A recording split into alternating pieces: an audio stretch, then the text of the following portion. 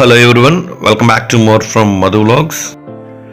ఈ ట్రిప్లో భాగంగా మేము ఖమ్మం నుంచి స్టార్ట్ అయ్యి భద్రాచలం మీదుగా తెలంగాణ, ఆంధ్రప్రదేశ్, ఒరిస్సా, మధ్యప్రదేశ్ క్రాస్ చేసుకుని ఛత్తీస్గఢ్ అయితే వెళ్తున్నాం అనమాట.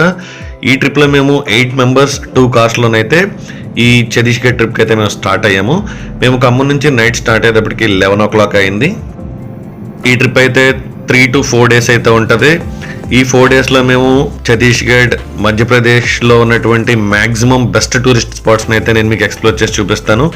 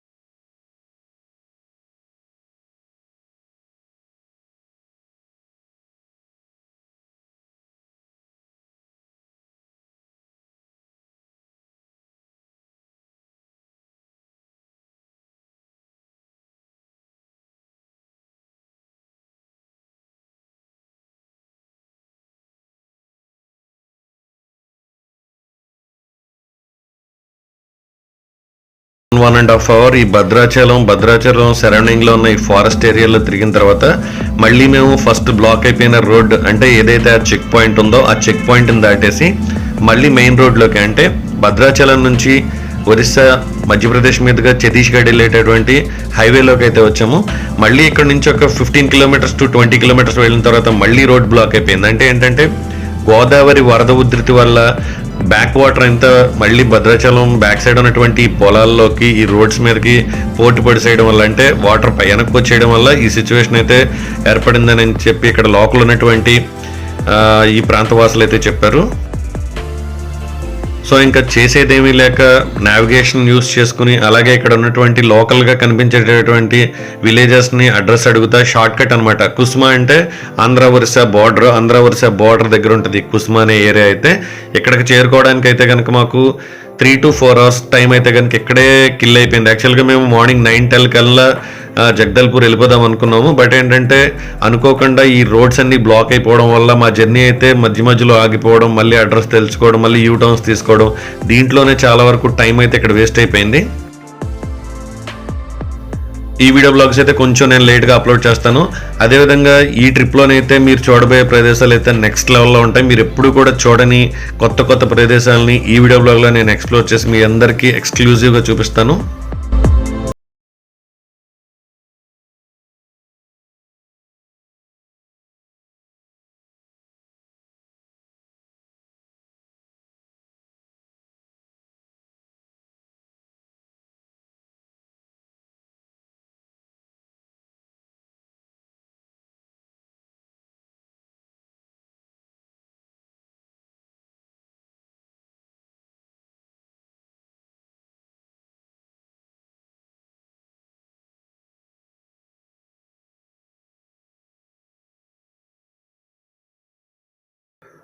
అసలు హైవే మీద అంటే మేము NH-30 మీద వెళ్ళాలి. NH-30 మీద వెళ్ళాల్సిన మేము ఇక్కడ ఉన్నటువంటి కొండ చర్యలు గుంట, వాగులు వెంట, వంకల వెంట, చివరికి చెప్పాలంటే మట్టి రోడ్లు, కంకర్ రోడ్లు అని కూడా చూడకుండా ముందుకు వెళ్ళిపోతున్నాం. అసలు అయితే కనుక ఈ వాగు తర్వాత రోడ్డు ఉంటుందో ఉండదో కూడా తెలియలేదు. బట్ ఏంటంటే లోకల్గా ఉన్న విలేజర్స్ మాటలు విని, విలేజర్స్ చెప్పినటువంటి రూట్స్ ద్వారా అయితే కనుక మేము ముందుకైతే వెళ్ళిపోతున్నాం. సో ఇక్కడైతే చూడండి రోడ్డు మొత్తం కొట్టుకుపోయింది. జస్ట్ ఒక చిన్న ఎడ్జ్ అనమాట. ఒక వెహికల్ అంటే ఒక కార్ కానీ ఒక ట్రాక్టర్ కానీ దాటడానికి మాత్రమే ఈ లోకల్ విలేజ్ వాళ్ళు తవ్విన మట్టి తీసుకొచ్చి ఇక్కడ వేయడం వల్ల అయితే కనుక వెహికల్స్ ఇటు నుంచి అటు అయితే వెళ్తున్నాయి అనమాట. ఇక్కడ మా పొజిషన్ అయితే ఇంకా వెరైటీ. ఈ డ్రైవర్ అయితే రోడ్డు మీద ట్రాక్టర్ని అయితే ఫుల్ వీల్స్ అంటారు దాన్ని, యాక్చువల్గా వరి చేలని దున్నడానికి యూజ్ చేసే ట్రాక్టర్ అది, ఆ ఫుల్ వీల్స్ అంటారు, అది మధ్యలో పెట్టేశాడు. సో ఈ వెళ్ళడానికి కూడా చాలా ఇబ్బంది అనమాట. బట్ మనం వాళ్ళని అనడానికి వాళ్ళ తప్పేం లేదు, ఎందుకంటే లోకల్గా వాళ్ళు ఇక్కడ ఇలాగే ఉంటారు. బట్ మనం ఈ ఏరియాలోకి వచ్చి మనం అడ్జస్ట్ అయ్యి ముందుకు వెళ్ళాలి తప్ప వాళ్ళని అనడానికి అయితే కనుక మనకు రైట్లో మనదే తప్పు అనుకోవాలి. ప్రజెంట్ అయితే మేము తెలంగాణ బార్డర్ క్రాస్ చేసి మళ్ళీ ఆంధ్ర బార్డర్లోకి వచ్చాము. ఇంతకుముందు ఇలా ఇప్పటికీ 3-4 టైమ్స్ జరిగింది. అంటే ఆంధ్ర నుంచి తెలంగాణ బార్డర్, తెలంగాణ నుంచి ఆంధ్ర బార్డర్. అంటే ఈ కొండ ప్రాంతాల్లో ఉన్నటువంటి విలేజెస్ కొన్ని తెలంగాణ ప్రాంతంలోనూ కొన్ని ఆంధ్ర ప్రాంతంలోనూ ఉండడం వల్ల ఏంటంటే ప్రతిసారి స్టేట్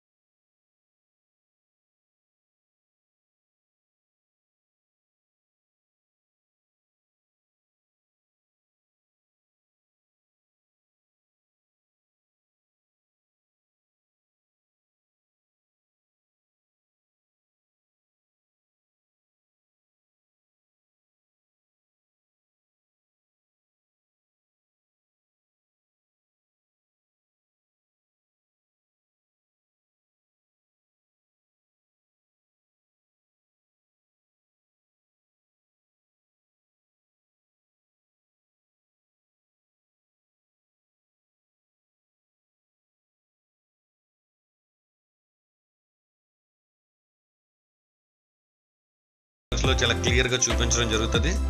తెలంగాణ స్టైల్ రాదు, మీరు తెలంగాణ చెప్తే అలా చెప్తా. గుడ్ వేయద్దా? గుడ్ వేసేది లేదా చికెన్ లో? ఎందుకండి అలాగా బ్రాండ్ అది ఏదో ఏమో తెలియదు, కింజాన్ ఏదో ఉంది.